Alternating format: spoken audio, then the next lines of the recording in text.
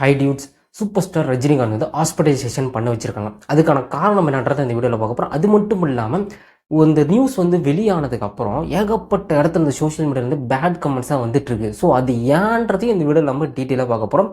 First of all ரஜினின்றது உங்களுக்கு எல்லாத்துக்குமே தெரியுங்க. ஸோ அதுவும் 90s கிட்ஸ்னாலே ரஜினிக்கு ஃபேன்ஸ் வந்து அதிகமாக இருப்பாங்க. ஆக்சுவலாக வந்து அவர் படம் வந்தாலே அந்த படம் வந்து நடித்தாலே வந்து ஸ்டைலாக இருக்கும், சூப்பராக இருக்கும், அப்படி இப்படின்னு சொல்லிட்டு நிறைய ஃபேன்ஸ் வந்து அதுவும் அப்பையிலேருந்தே வந்து ரஜினிக்கு வந்து நிறைய ஃபேன்ஸ். இப்பயும் வந்து அந்த ஃபேன்ஸ் வந்து இன்னமும் வந்து ரஜினிக்கு சப்போர்ட் பண்ணுறவங்க நிறைய பேர் இருப்பாங்க. அதனால தான் வந்து 73 வயசுல இன்னமும் வந்து அவர் வந்து படம் நடிச்சிட்டு இருக்காரு. கிட்டத்தட்ட வந்து ஆல்மோஸ்ட் வந்து 170 ஃபிலிம்ஸ்க்கு மேலே வந்து நடிச்சு முடிச்சிட்டாரு. ஸோ இதில் வந்து ஏகப்பட்ட நல்ல படங்களும் கொடுத்துருக்காரு, நல்ல படங்களும் கொடுக்காம விட்டுருக்காரு, ஃப்ளாப்பான படங்களும் நிறையவே இருக்குது. ஸோ இதுக்கு முன்னாடி இவர் வந்து ஃபஸ்ட்டு வந்து எப்போ தெரியுமா வந்து ஹாஸ்பிட்டலைசேஷன் போக ஆரம்பிச்சார்? 2011 சரிங்களா? ஸோ 2011 வந்து சிறுநீரகத்தில் ஏதோ வந்து சம் ப்ராப்ளம்ஸ், அதனால் வந்து சென்னையில் வந்து ட்ரீட்மெண்ட் எடுத்துருந்துருக்காரு. அதுக்கப்புறம் வந்து லேட்டான வந்து என்ன ஆயிருக்குன்னு கேட்டிங்கன்னா, சிங்கப்பூர் போயிட்டு அங்கே வந்து ஒரு 2 வீக்ஸ் வந்து ட்ரீட்மெண்ட்லாம் எடுத்துட்டு அப்புறம் வந்து ரிட்டர்ன் வந்திருக்காங்க. 2011 நான் சொல்கிறேன். ஆஃப்டர் த 2016 வந்து அவர் வந்து அமெரிக்காவுக்கு போயிட்டு அங்கேயும் வந்து ஒரு சில ட்ரீட்மெண்ட் எடுத்துகிட்டு ரிட்டர்ன் வரக்குள்ளே வந்து அதை பற்றி வந்து வெளியே வந்து பேச்சு வந்து ரஜினி தரப்புலேயும் வந்து எதுவும் சொல்லல. அதுக்கப்புறம் வந்து யாருமே வந்து இதை பற்றி பேசலை. ஆஃப்டர் தட் 2017 வந்து ஒரு அறிக்கை விடுறாரு. என்ன அறிக்கை விடுறாருன்னு கேட்டிங்கன்னா, நான் வந்து அரசியலுக்கு வரப்போகிறேன்னு சொல்லிட்டு ரஜினிகாந்த் வந்து ஒரு ஸ்டேட்மெண்ட் வந்து வெளியே விடுறாரு. ஸோ அதுக்கப்புறம் 2020 வந்து இதுக்கான காலகட்டம், அதாவது 2017 வந்து அறிவிச்சுட்டு 2020 வந்து நான் வந்து என்னோட கட்சி பேர் மற்ற என்னோட கட்சியை பற்றி எல்லாத்தையும் நான் வந்து உங்களுக்கு நான் ஷேர் பண்ண போகிறேன்னு வந்து சொன்னார்.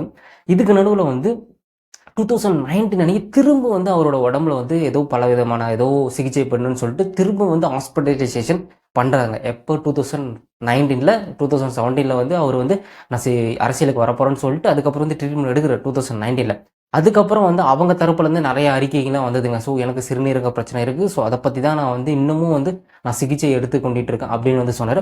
ஆஃப்டர் த 2020 வந்து அப்புறம் வந்து அரசியலுக்கு நான் வந்து வரப்போகல அப்படின்னு சொல்லிட்டு ஒரு அறிக்கையை விட்டுட்டார். சரிங்களா? இதுக்கான காரணம் என்னன்றது எல்லாமே வந்து அவரும் சொன்னார். என்ன சொன்னார்னா, என்னோட உடம்பு வந்து எனக்கு வந்து அரசியலை விட என்னோட உடம்பு தான் முக்கியம், என்னோட பாடி தான் நான் வந்து பார்க்க போகிறேன்னு சொல்லிட்டு அப்போ வந்து 2020 ஒரு அறிக்கையை விட்டுட்டு அதுக்கப்புறம் வந்து இப்போ 2024 செப்டம்பர் 30 நைட் அன்னைக்கு திரும்ப வந்து ரஜினிகாந்த் வந்து ஒரு ஹாஸ்பிட்டலைசேஷன் பண்ண போகிறாங்க. எதுக்குன்னு கேட்டிங்கன்னா, ரஜினிகாந்துக்கு வந்து அந்த ரத்த குழாய் இருக்குல்லங்க, ஸோ அதில் வந்து ஒரு வீக்கம் ஏற்பட்டிருக்கு. அதாவது ஆக்சுவலாக வந்து எல்லாத்துக்குமே வந்து வரும், அவருக்கு மட்டும்தான் வரும்லாம் இல்லை, எல்லாத்துக்குமே வந்து இந்த ப்ராப்ளம் வந்து இருக்கும். பட் அந்த வீக்கத்தை வந்து அவங்க வந்து டாக்டர்ஸ், அதாவது அப்போலோ ஹாஸ்பிட்டல் தான் வந்து அட்மிட் பண்ணுறாங்க. அட்மிட் பண்ணதுக்கப்புறம் வந்து அவங்களுக்கு வந்து எல்லாத்தையும் டெஸ்ட்லாம் எடுத்து முடிச்சதுக்கப்புறம் வந்து இதை வந்து கண்டுபிடிச்சிருக்காங்க. ஆக்சுவலாக அவரோட ரத்த குழாயில் வந்து இதயத்துக்கு போகிற ரத்த குழாயில் ஃபஸ்ட்டு ஞாபகம் வச்சுங்க, ஹார்ட்டுக்கு போகிற ரத்த குழாயில் வந்து ஒரு வீக்கம் ஏற்பட்டிருக்கு.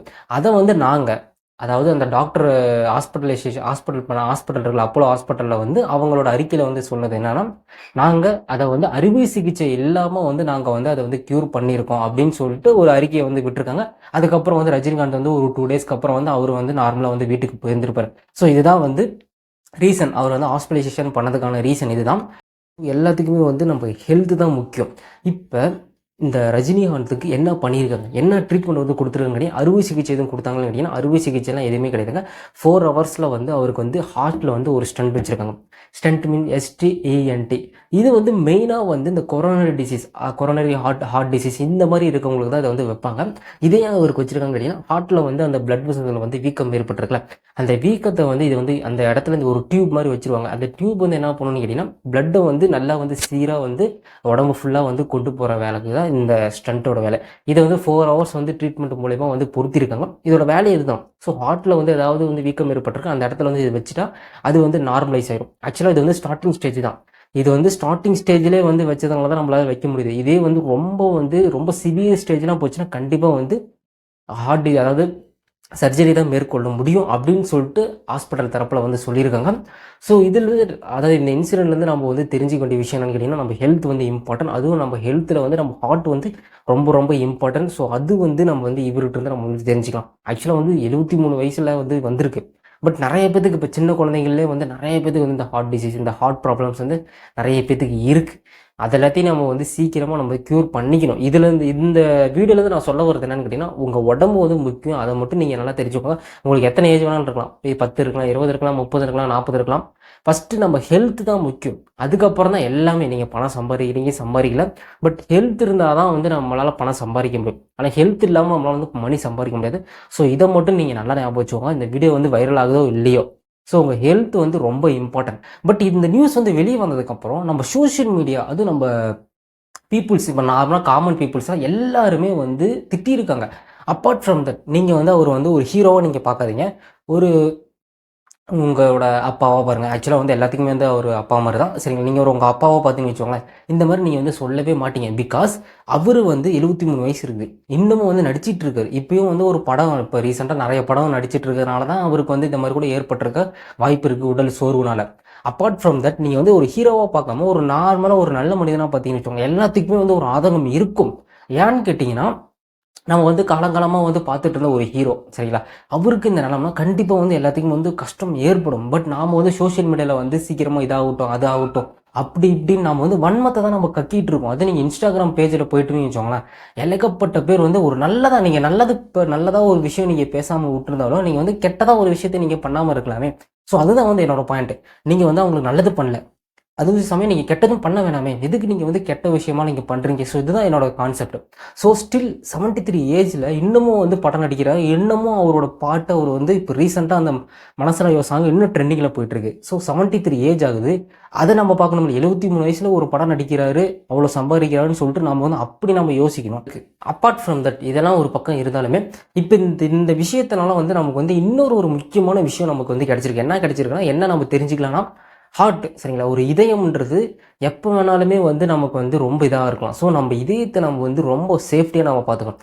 ஆக்சுவலாக இவருக்கு வந்து இருக்குல்லங்க, ஸோ அந்த ரத்த நாளங்களில் வந்து வீக்கம் ஏற்பட்டுருக்கு. ஆக்சுவலாக இது வந்து எதனால் ஏற்படும்னு கேட்டிங்கன்னா, நிறைய இருக்கலாம். புகைப்பிடிக்கிறதுனால இருக்கலாம், அதுக்கப்புறம் வந்து ட்ரிங்க்ஸ் பண்ணுறதுனால, இந்த மாதிரி பல காரணங்கள் வந்து இருக்குது. இது வந்து நம்ம வந்து ஸ்டார்டிங்லேயே நம்ம பார்க்கலன்னு வச்சுக்கோங்களேன். இப்போ ரஜினிகாந்த் வந்து இப்போ ஸ்டார்டிங்லேயே பார்த்துட்டாரு. ஏதாவது அவர்கிட்ட பணம் இருக்குது, பணம் அப்பார்ட் ஃப்ரம் தட் ஸ்டார்டிங்லேயே பார்த்ததுனால வந்து அவங்க வந்து ஈஸியாக வந்து க்யூர் பண்ணியிருக்கலாம். ஒருவேளை நம்ம வந்து இதை வந்து ஸ்டார்டிங்கில் பார்க்காம அப்படியே விட்டுருந்தோம்னா, அந்த ரத்த குழாய் வந்து வெடிச்சு சிதறதுக்கு கூட அதிகபட்ச வாய்ப்பு இருக்குது. இப்போ ஹார்ட்டுக்கு வந்து முக்கியமாக வந்து ஹார்ட் தாங்க நம்ம பாடியில் வந்து எப்படி சொல்கிறதுனா ஒரு இன்ஜின் மாதிரி. இப்போ வந்து ஒரு நல்ல ரதத்தை வந்து கொண்டு போகிறதா இருக்கலாம், அப்புறம் வந்து கெட்ட ரதத்தை வந்து வெளியே கொண்டு போகிறதா இருக்கலாம். ஆர்ட்ரி, வெயின், இது ரெண்டும் தான் நம்ம உடம்புல இருக்கிறது மிக முக்கியமான நரம்பு. அதுவும் ஹார்ட்லேருந்து ஆர்ட்ரி வந்து கொண்டு போகிறது, வெயின்ஸ் வந்து வெளியே தள்ளுறது. இதில் பிளட் வெசல்ஸ் வந்து முக்கியமான ஒரு பங்கை நமக்கு வரும். அந்த பிளட் வெசல்ஸில் ஏதாவது வந்து கொழுப்பு படிவம் ஏற்பட்டுருச்சுன்னா அது அப்படியே வந்து பிளாக் ஆகும். இதுதான் வந்து ஹார்ட் பிளாக்னு சொல்லுவாங்க. அந்த பிளட் வெசல்ஸ்ல தான் இப்போ வந்து வீக்கம் ஏற்பட்டிருக்கு. அந்த வீக்கத்துக்கு தான் வந்து இவங்க வந்து இது பண்ணியிருக்காங்க, சிகிச்சை மேற்கொண்டு அதை வந்து க்யூர் பண்ணியிருக்காங்க. 2 டேஸில், அதாவது நைட் அட்மிட் பண்ணியிருக்காங்க செப்டம்பர் 30 அப்போலோ பெரிய ஹாஸ்பிட்டல்லாம். அதுக்கப்புறம் வந்து 1, 2 இன்னைக்கு 2ஆம் தேதி, 3ஆம் தேதிக்கு வந்து அவர் வந்து டிஸ்சார்ஜ் பண்ணிடுவாங்கன்னு சொல்லிட்டு அந்த ஹாஸ்பிட்டல் தரப்புலேருந்தே நமக்கு வந்து கூறப்படுது. ஸோ இதுலேருந்து நம்ம வந்து என்ன ஒரு விஷயம்னா, நம்ம ஹெல்த் முக்கியம். அப்பார்ட் ஃப்ரம் தட், நம்ம வந்து நம்ம வேலை செய்கிறோம், வேலை செய்யலை, நம்மளோட ஹெல்த் வந்து மிக முக்கியம். அது உங்களுக்காக இருக்கலாம், இல்லை எனக்காக இருக்கலாம். எல்லாத்துக்குமே வந்து அவங்க ஹெல்த் நல்லா இருந்தால் தான் நம்ம வந்து லைஃப்பில் வந்து நல்லா வந்து லீட் பண்ண முடியும். ஹெல்த் வந்து நல்லா இல்லைன்னு வச்சுக்கோங்களேன், இப்போலாம் எத்தனை பேர் 73 வயசு வரையும் வாழ்கிறாங்க நீங்களே சொல்லுங்கள். அந்த காலத்தில் இருக்கவங்க இன்னமும் வந்து ஸ்டில் வந்து வேலை செய்கிறாங்க, சைக்கிள் ஓட்டுறாங்க. நானே நான் பார்த்துருக்கேன். பட் நம்மளால், ஆக்சுவலாக என்னாலே வந்து சைக்கிள் ஓட்ட முடியும். ஆனால் எவ்வளோ தூரத்துக்கு நம்மளால் ஓட்ட முடியும் நீங்கள் சொல்லுங்கள். இப்போ வந்து நான் ஒரு 1 கிலோமீட்டர் நான் சைக்கிள் ஓட்டுறேன். ஆனால் அந்த காலத்தில் இருக்கவங்க சைக்கிள்லேயே போயிட்டு வராங்க. இப்போ வந்து ஆனாவுனா பைக் தான், எடுத்த உடனே பைக். இப்போ நானும் வந்து நடக்கிறது கூட கிடையாது.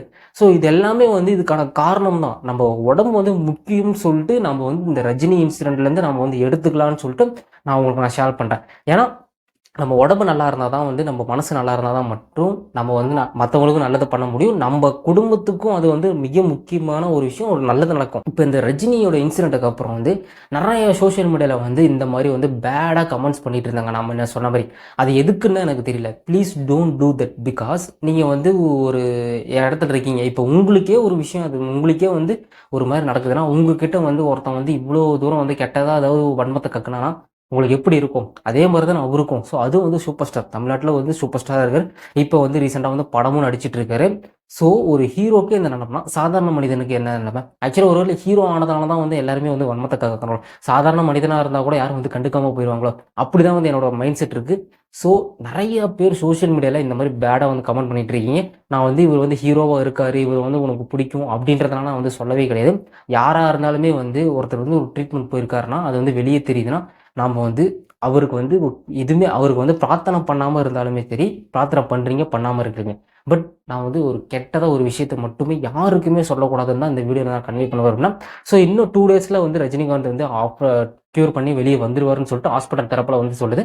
அதுக்கப்புறம் வந்து இனிமேட்டுக்கு ஏதாவது அப்டேட் வந்தா கூட நம்ம சேனல்ல வந்து நம்ம அப்டேட் பண்ணுவோம். நம்ம சேனல சப்ஸ்கிரைப் பண்ணி வச்சுக்கோங்க. அவ்வளோதாங்க இந்த வீடியோ. அடுத்து ஒரு சூப்பரான கருத்துடன் பார்க்கலாம். Stay safe, stay happy. Tata.